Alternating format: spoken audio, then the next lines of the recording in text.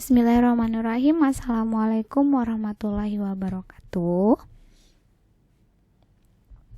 Ya, hari ini kita bahas kelanjutan dari pembahasan kita minggu lalu terkait dengan konseling. Ya, kemarin saya sudah sampaikan terkait dengan fakta-fakta ya yang menyebabkan kenapa konseling itu sangat penting untuk kita lakukan gitu ya. Oke.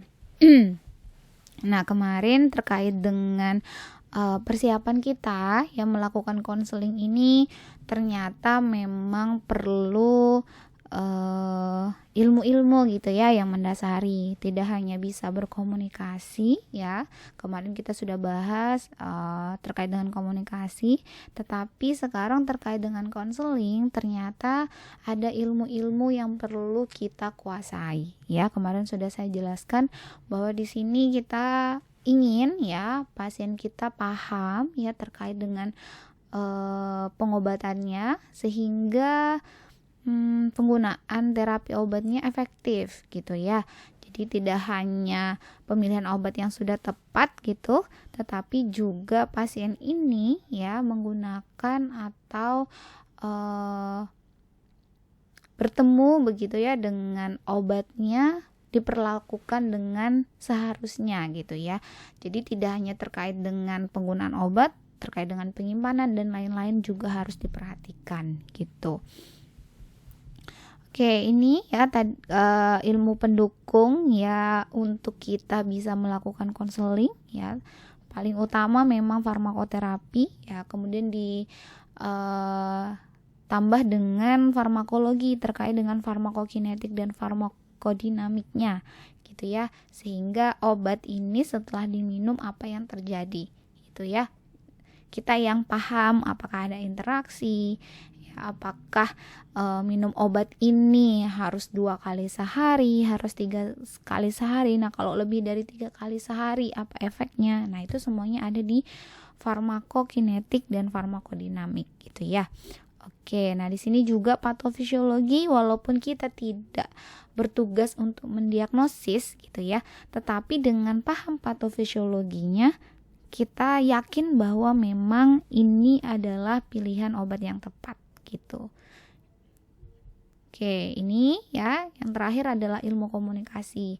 Artinya kita sudah paham obatnya, tugas terakhir terkait dengan bagaimana cara kita menyampaikan ke pasien sehingga pasien bisa menggunakan obat tersebut dengan benar ya dan memperlakukan obatnya dengan benar.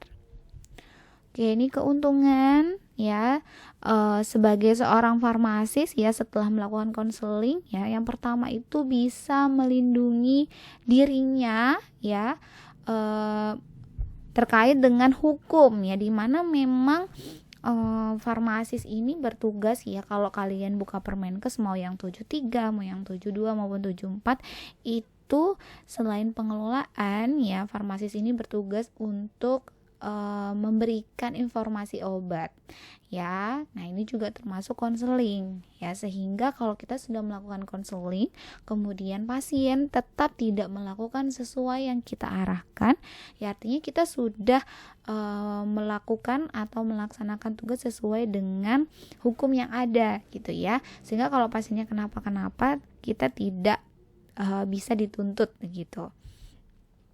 Oke, kemudian yang kedua, pemeliharaan status profesi sebagai anggota tim kesehatan.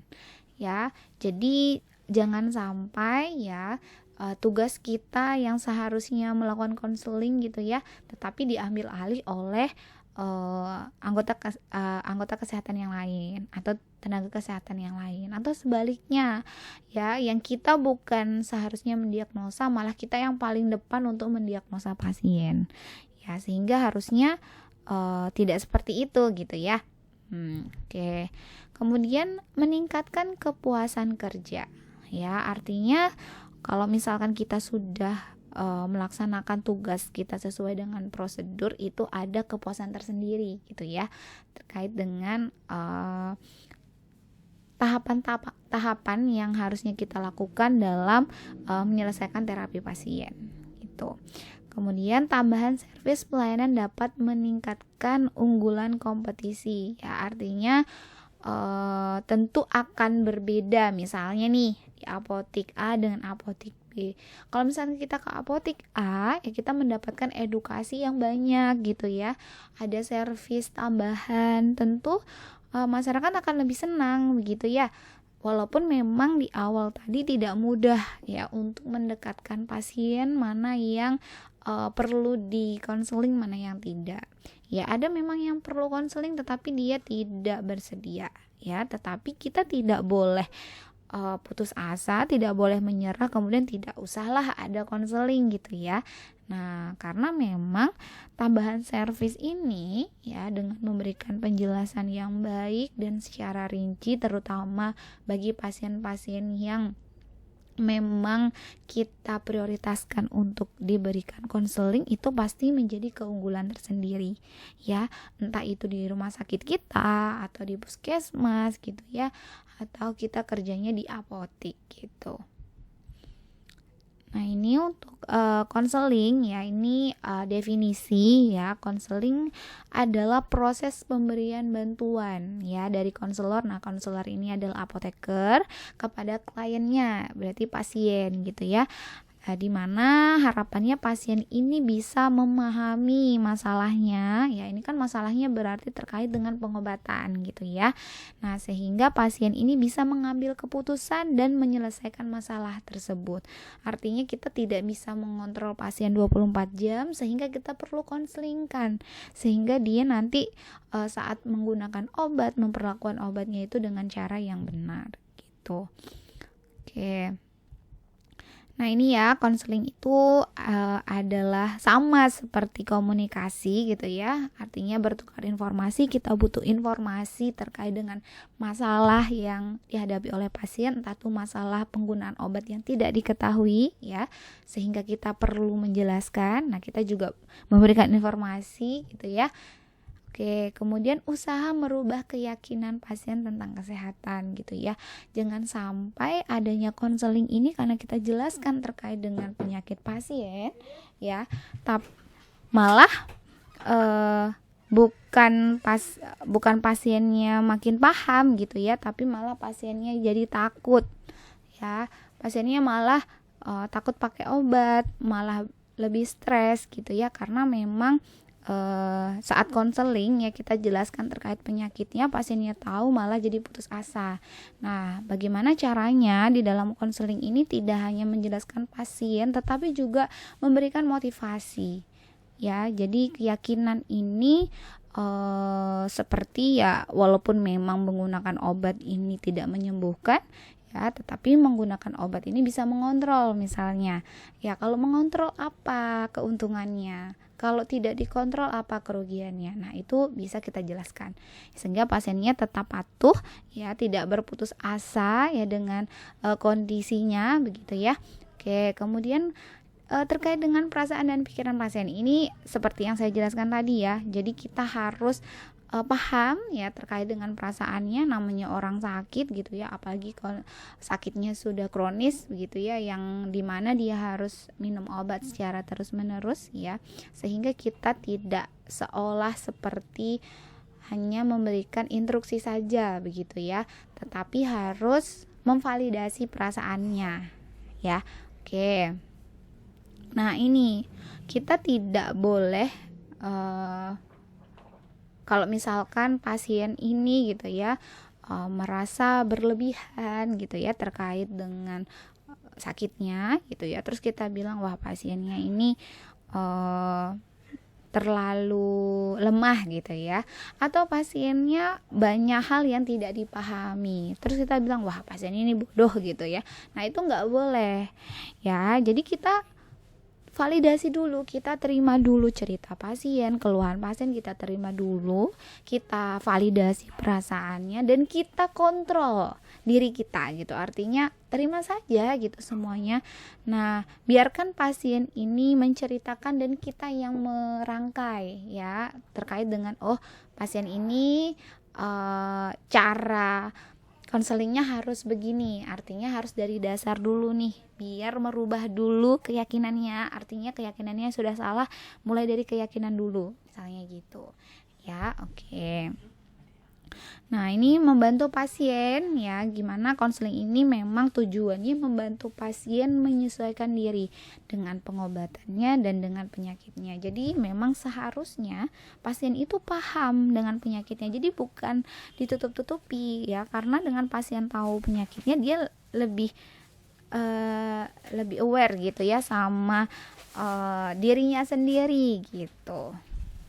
Oke, nah ini mencegah dan meminimalkan efek samping ya, tujuan dari konseling. Ya, jadi dengan konseling ini kan artinya pasien menggunakan obat dengan cara yang benar gitu ya, memperlakukan obatnya dengan cara yang benar, artinya nggak disimpan sembarangan gitu.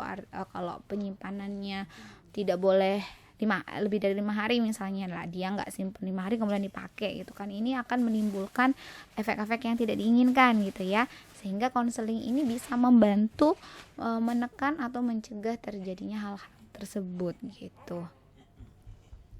Oke, ini barier melakukan konseling ya, artinya ini hambatan saat kita melakukan konseling.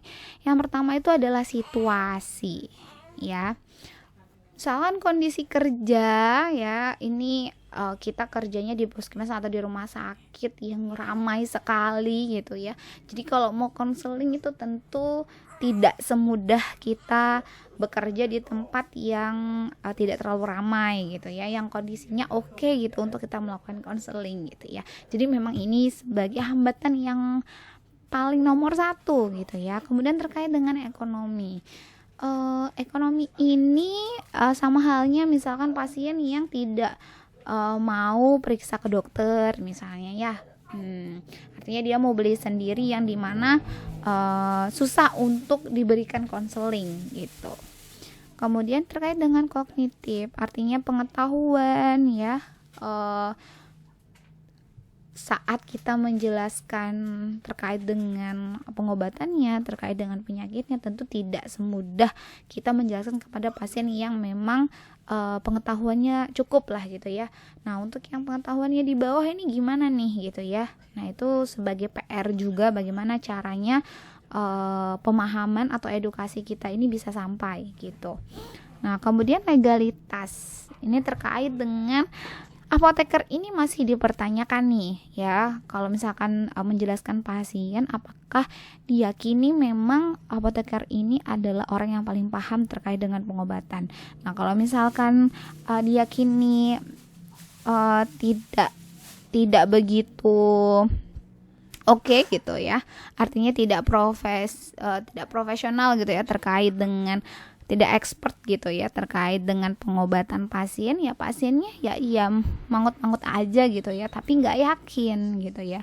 Nah, beda cerita kalau misalkan pasien ini mengakui keberadaan kita gitu ya, jadi dia yakin kalau apoteker itu paham betul terkait dengan pengobatan. Jadi saat dia jelaskan ke kita nih gitu ya, saat apoteker menjelaskan ke pasiennya tuh akan dengarkan gitu ya, akan merekam semua penjelasan kita gitu ya, sehingga pasien nanti saat menggunakan obat ya dia ingat gitu terkait dengan edukasi atau informasi yang kita berikan ya. Oke. Nah, terkait dengan attitudinal, ini adalah diri kita sendiri nih sebagai farmasis. Kenyataannya memang banyak farmasis yang belum pede gitu ya sama profesinya sendiri, artinya aduh nggak usah deh konseling gitu ya, karena belum percaya diri gitu ya. Ada juga yang merasa nggak perlu lah gitu ya, padahal memang kita sebagai farmasis ini gitu ya, terutama apoteker ya, memang tugasnya untuk memberikan konseling gitu. Oke, nah ini untuk mendengarkan ya. Jadi memang kemarin sudah dibahas terkait dengan teknik kita dalam berkomunikasi. Memang melakukan teknik mendengarkan dengan baik itu perlu gitu ya. Nah, di dalam konseling pun itu memang perlu kita lakukan gitu ya. Nah, ini adalah perlakuan yang tidak boleh kita lakukan saat melakukan konseling. Nah, ini ignoring, dimana kita nggak perhatikan ya pasiennya. Jadi pasiennya menjelaskan, Mbak ini gimana ya cara menggunakan obatnya, atau kita yang tanya, Ibu sudah tahu cara menggunakan obat ini misalnya, atau alat kesehatan yang belum pernah dia gunakan. Nah terus kita bilang nih, oh nggak bisa gitu ya, tapi tidak memperhatikan pasien gitu ya, kita fokus ke hal yang lain misalnya. Nah itu nggak boleh gitu ya. Oke. Nah ini pretending ya, kita berpura-pura mendengarkan ya. Kita sudah tahu mana orang yang benar mendengarkan kita sama yang berpura-pura gitu ya. Nah ini nggak boleh nih untuk kita saat melakukan konseling ya. Nah kemudian selective listening. Nah ini saat kita mendengarkan, kita pilih-pilih, yang ini kita dengarkan, ya ini kayaknya bagian atau part yang nggak perlu didengarkan. Nah itu nggak boleh gitu ya, harus kita dengarkan, kita terima gitu ya, kita validasi perasaannya ya, baru kita yang pilih ya. Artinya kita pilih ini untuk mengambil poin-poinnya gitu ya, baru kita konfirmasi kembali ya terkait dengan informasi yang sudah kita terima.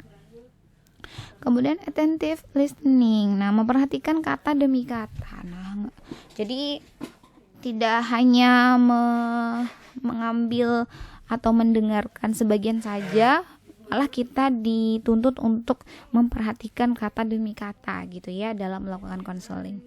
Nah, kemudian empati ya. Jadi ini adalah poin yang nggak bisa dilupakan gitu ya. Ini dari sisi kemanusiaan tuh memang harus ya.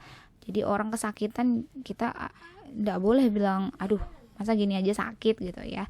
Oke, nah ini gimana sih cara kita berempati gitu ya saat mendengarkan pasien ya. Jadi cara empati itu pertama mendengarkan untuk memahami. Jadi terlihat kita ini memang bukan berpura-pura mendengar gitu ya, tapi memang kita berusaha mendengarkan untuk memahami apa yang dia sampaikan gitu ya. Kemudian mendengarkan melalui kacamata mereka. Jadi kita bisa menyimpulkan, oh jadi pasiennya ini selama ini kenapa menggunakan obat tersebut begini ya karena mereka merasa begini misalnya gitu ya. Jadi jangan hanya berfokus pada persepsi kita ya. Jadi kita harus paham terkait kenapa mereka melakukan itu gitu ya. Kemudian memahami secara emosional dan intelektual. Oke. Kemudian komunikasi kita diwakili dengan 10% kata-kata kita ya. Kemudian 30% dengan suara kita dan 60% dengan bahasa tubuh kita. Ya, jadi walaupun suara kita sudah bagus gitu ya, tapi ekspresi kita, gestur kita gitu ya tidak mendukung, kelihatan kita itu nggak suka gitu ya sama pasien gitu. Jadi usahakan semua ya yang mewakili komunikasi kita ini harus sesuai gitu ya, sehingga pasien ini bisa nyaman ya untuk mengeluhkan perasaannya gitu ya, mengeluhkan terkait dengan pengobatannya ya, penyakitnya gitu ya, dan seterusnya. Kemudian tidak hanya mendengarkan dengan telinga tetapi dengan mata dan hati ya. Ini nggak bisa dijelaskan, kalian yang paham sendiri bagaimana sih cara kita berempati gitu ya. Jadi kita paham betul, artinya berusaha untuk relate nih di kehidupan orang gitu ya, bahkan di kehidupan kita nih gitu ya. Nah, namanya juga orang sakit gitu ya, pasti ada sedihnya gitu ya, ada sakitnya, ada mengeluhnya gitu ya. Oke, kemudian mendengarkan perasaan dan makna ya. Jadi memang empati itu tidak bisa dibuat-buat gitu ya. Saya berusaha empati, enggak ya. Namanya empati itu harus secara keseluruhan, dari bahasa, pemilihan kata, mulai dari tadi ya gestur gitu ya, kemudian suara kita. Jadi kalau misalkan kita keras suaranya karena posisi itu harus berempati, bukan gitu ya. Jadi harus sesuai dengan bagaimana kondisi lawan bicara kita ya, atau pasien kita gitu. Oke, nih apa metodenya yang bisa kita gunakan saat melakukan konseling gitu ya. Jadi ada beberapa metode yang bisa kita lakukan gitu. Ini tergantung kondisinya. Jadi tidak semua bisa kita gunakan. Oke, sekarang saya mau pilih ini, nggak bisa. Jadi tergantung dari saat itu kondisi pasien kita seperti apa. Oke, jadi yang pertama itu ada metodenya 3 prime question. Ya, dimana ini terkait dengan 3 pertanyaan yang bisa kita ajukan kepada pasien gitu ya. Kemudian ada final verification ya, kemudian show and tell, dan open-ended question. Oke. Ini terkait dengan 3 prime question tadi ya. Jadi ini untuk 3 pertanyaan yang bisa kita ajukan ya saat pasien seperti apa sih gitu ya. Ternyata 3 prime ini kita ajukan saat pasien mendapatkan resep ya. Nah, saat pasien mendapatkan resep ya, jadi bukan saat kita sebelum memberikan obat ya, tapi setelah kita siapkan obat ya, kemudian kita mau menyerahkan. Nah, saat menyerahkan obat tersebut kita harus tanya ya 3 pertanyaan ini. Alasannya kenapa kita harus tanya itu adalah untuk memastikan pemahaman pasien ini sampai mana, sehingga kita tidak perlu mengulang sesuatu hal yang sudah dipahami oleh pasien ya. Dari sini kita bisa tahu kondisi pasien ini sudah teredukasi setengah atau belum teredukasi atau sudah teredukasi penuh terkait dengan pengobatannya gitu ya.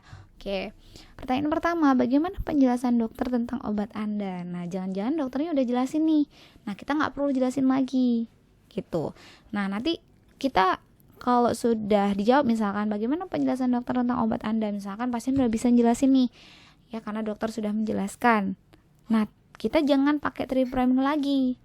Untuk metodenya ya, untuk metode konseling kita pakai nanti ada metode yang lain kalau kita sudah tahu, pasien ini sudah tahu terkait dengan pengobatannya gitu ya.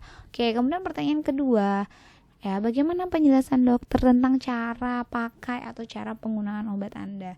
Nah, jangan-jangan ya kita sudah capek-capek untuk memberikan konseling gitu ya, atau memberikan edukasi kepada pasien, ternyata pasiennya udah jago ya. Jangan sampai pasien merasa apa sih ini, gue lebih pinter daripada apotekernya gitu ya. Jangan sampai seperti itu gitu ya. Jadi usahakan untuk kita tanyakan terkait penjelasan dokter terkait cara pakainya udah dijelaskan atau enggak gitu ya. Kalau memang sudah, kita menggunakan step selanjutnya, kita menggunakan metode yang lain gitu ya. Kemudian yang ketiga, bagaimana penjelasan dokter tentang harapan setelah minum obat atau memakai obat Anda. Jadi harapannya ini, kalau minum obat ini untuk menyembuhkan ini. Nah, ini kalau misalkan selalu diminum, ini wajib selalu diminum setiap hari gitu ya, untuk mengontrol kadar glukosa darahnya misalnya gitu ya. Nah, itu artinya pasien ini sudah dijelaskan gitu ya terkait dengan harapan setelah menggunakan obat tersebut. Oke, itu yang 3 prime ya. Oke. Nah, terkait dengan bagaimana penjelasan dokter tentang obat Anda, ini sebenarnya sudah saya jelaskan tadi ya. Masalah dan simptom apa yang ingin dihilangkan, misalkan sakit kepala atau mual muntah dan seterusnya gitu ya. Itu sudah dijelaskan oleh dokter gitu ya, apa yang harus dilakukan, tujuan terapinya apa, perubahan lifestyle dan seterusnya ya. Kemudian bagaimana penjelasan dokter tentang cara pakai obat Anda tadi ya, berapa kali sehari ya, berapa banyak diminum, jangan cuma 3 kali sehari tapi nggak tahu 2 tablet kah, 1 tablet kah, 5 tablet gitu ya. Nah, terus obatnya dipakai berapa lama, seminggu kah, 1 bulan, atau selamanya, atau sampai kapan gitu. Nah, itu artinya sudah dijelaskan terkait dengan bagaimana penggunaan obat tersebut gitu ya. Nah, terus tidak hanya itu saja, terutama ini terkait dengan pengobatan yang digunakan secara terus-menerus. Ya, obat yang digunakan secara terus-menerus ini kan berarti harus diminum setiap hari gitu ya. Nah, kalau misalkan ya saat menggunakan obat tersebut pasiennya lupa. Nah, kalau pasiennya lupa nih gimana? Ya, apakah sudah dijelaskan oleh dokternya? Ya, Kalau misalkan lupa 1 dosis gimana? Kalau lupa 2 dosis gimana gitu ya. Nah, itu juga perlu ditanyakan gitu ya. Nah, kemudian bagaimana penyimpanan obat? Ya, jangan hanya obatnya sudah digunakan secara benar, tapi kalau tidak disimpan dengan baik gitu ya, obatnya rusak dipakai, otomatis pengobatannya tidak efektif lagi, sama saja gitu ya. Jadi semua secara keseluruhan harus benar. Kemudian arti 3 kali sehari apa nih ya? Kita selalu 3 kali sehari mengikuti jam makan gitu ya. Kalau jam makannya jam 10 pagi berarti jam 10 pagi. Kalau makan siangnya jam 2 pagi berarti setelah jam 10 baru makan obatnya jam 2 pagi, jam 2 siang gitu ya. Padahal itu selisihnya jauh sekali gitu. Dekat sekali gitu ya. Berarti nanti untuk yang malam ke pagi lagi itu terlalu jauh. Artinya tidak sesuai dengan tiap 8 jam gitu ya. Nah, ini dosis dan cara pakai ya, terkait dengan instruksi khusus ya, terkait dengan lupa minum obat tadi. Nah, terus dietnya, artinya asupannya apakah ada yang perlu dihindari, aktivitas yang perlu dihindari, dan seterusnya. Oke, kemudian bagaimana penjelasan dokter tentang harapan setelah minum obat ya, apa yang Anda harapkan ya, bagaimana Anda tahu kalau obat itu bekerja atau tidak. Nah, obat ini efektif atau tidak, tahu dari mana nih? Jangan-jangan obatnya nggak memberikan efek. Nah, itu harus dijelaskan kepada pasien. Artinya setelah menggunakan obat tersebut ya selama 3 hari misalkan tidak menimbulkan efek, artinya tidak menurunkan gejala ya, atau tidak memperbaiki kondisi, itu artinya tidak memberikan efek. Tidak mesti sembuh tapi memperbaiki ya, atau mengurangi gitu ya. Oke, apa yang harus dilakukan bila obat tidak bekerja ya? Terus efek samping yang bagaimana yang harus diperhatikan? Tidak semua efek samping kita harus heboh gitu ya. Jadi efek samping yang memang perlu kita perhatikan ya, artinya perlu diperhatikan oleh pasien, di mana pasien ini harus bagaimana jika efek samping itu muncul gitu ya. Oke, ini ya apa yang harus dilakukan kalau efek samping ini terjadi ya. Nah, apa yang harus diperhatikan saat meminum obat? Misalkan tidak boleh melakukan aktivitas berkendara setelah meminum obat selama 3 jam atau selama 5 jam. Nah, itu adalah hal-hal yang perlu diperhatikan ya selama menggunakan obat tersebut. Ya, ini terkait dengan efek samping ini memang harus jelas gitu ya. Terkait dengan efektivitas juga harus jelas.